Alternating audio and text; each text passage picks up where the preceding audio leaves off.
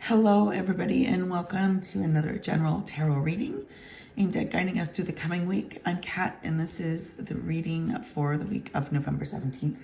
So I have to apologize about my terrible voice that I have right now. I've been struggling to get over a bit of laryngitis this weekend, and I have a bit of a history with laryngitis, so it doesn't take much for me to completely lose my voice. So this is a big improvement. So anyway, as always, the goal here is for us to have a look at what we can possibly expect in the coming week and then have some plans and strategies in place to kind of cruise right through it. However, we got to keep in mind that the future is always determined by the choices that we make along the way, and those choices can alter things in a variety of ways, so it's wise to always keep that in mind. So this week we're going to work with the Linestrider Tarot and the Roots and Wings Oracle again. I've never actually paired these two decks up before, but I kind of like the way they look together, so I don't know, let's see what happens. Hopefully they're going to play nice together. So we have 3 positions. So position 1, which is energy. Position 2, which is opportunity. And position 3, which is outcomes. So let's see what we've got here. In the first position, we have, oh, nice. We have the 2 of Pentacles, and I do love the suit of Pentacles. So the 2 here is really a card of flexibility, I'd say. This is a message telling us that for this week, we need to maybe check the stubbornness at the door, ease off on being maybe too headstrong and be ready to make some changes based on what's needed as opposed to maybe what's wanted. So, now that's often not what we want to do, but sometimes it's exactly what we need to do, especially where finances are concerned. And seeing as this is the suit of Pentacles here, it's quite possible that we're dealing with finances. But let's see what comes up in the position of opportunities, and that should give us a better idea of what we're looking at. So I'll flip this one over. Oh, there you go. The 4 of Pentacles. So I suppose with the holiday season coming up, everyone needs to be putting some money aside, and that's exactly what I see here. The 4 of Pentacles is often about frugality and control over money. It wants us to, to think twice about spending recklessly, about spending money where money doesn't really need to be spent. Instead, here's a tip, something you could do. Instead, you can always use the 3-day rule. If you see something you want, wait 3 days. And then if you still want it after the 3 days are done, then, maybe you can start thinking about it a little more seriously. So it's taking that kind of control, I think, that we really want this week. I feel like we've got the choice here to be wise with our money or careless with it. And that's, that's that duality of the 2, having that choice. So we'd be better off looking for opportunities to save a few bucks right now, as opposed to choosing the opportunities where we can spend our money kind of recklessly. So let's move on to the 3, which is our outcomes card. And we've got Temperance. So let's think about this. I kind of like this whole layout here because this message is, it's like crystal clear, and it makes total sense for this time of year. With the Temperance card, we've got balance and we've got moderation.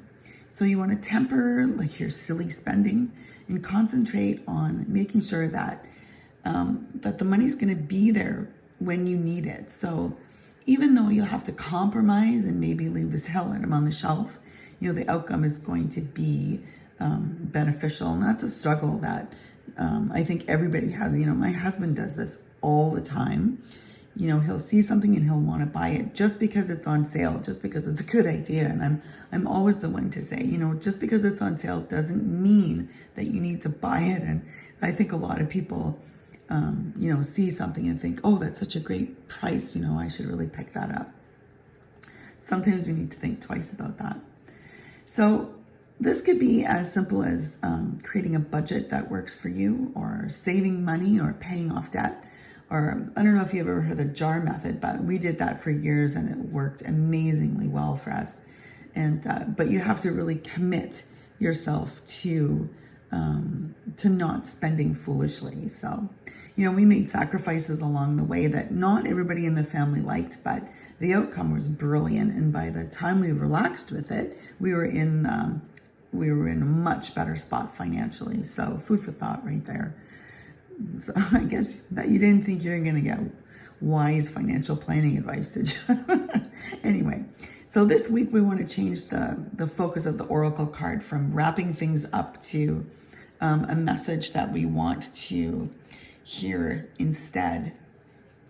Why? I don't know. Why not? Change is good. Change is always good. And again, I'm going to use the Roots and Wings Oracle, because why not? It's really one of my favorites, I think.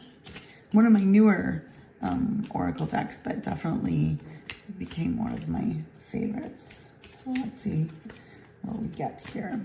So let's give us cut. Oh yeah, the worker bee. Here's a card that Effany would love. I think she really likes her bees.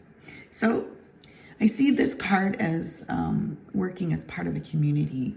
It's like being part of the hive, so to speak. So, making things work together, making things run well. But it also provides that feeling of belonging, like you're part of something, like you're not all by yourself. You're not working alone and independently. So I think this is telling us that maybe while we're working at balancing out our finances, while we're working at not spending on unnecessary things, maybe we should be paying attention to our community and make sure that we're not out there alone and feeling isolated, that we're using our connections with people to maybe to satisfy those needs and cravings that we have. Sometimes when it comes to spending money, if we replace that and spend more time with people, friends and family and that sort of thing, instead of going out and spending money, maybe that can maybe not a crutch, that's not the right word, but a replacement, something to I don't know, ease the temptation. So it might be a good time to give your time to an organization, really satisfy that feeling like you want to give something back instead. So, working with an organization or volunteering, that's another way to maybe take your mind off it. So I just want to point out one more thing that I'm noticing here is, when we're talking about ties with the community, that all of these cards here have images of people. And in the Linestrider deck, a lot of the cards have images of animals. So this is kind of like its own little community here. And when we put these three cards together, it really kind of shows that we're not alone. They work together and they're creating a message for us, and like a community. So become part of the community and work together, and that should make making those financial sacrifices a little easier to stomach. So I think that's it for this week. Feel free to join in with your own interpretation if you want.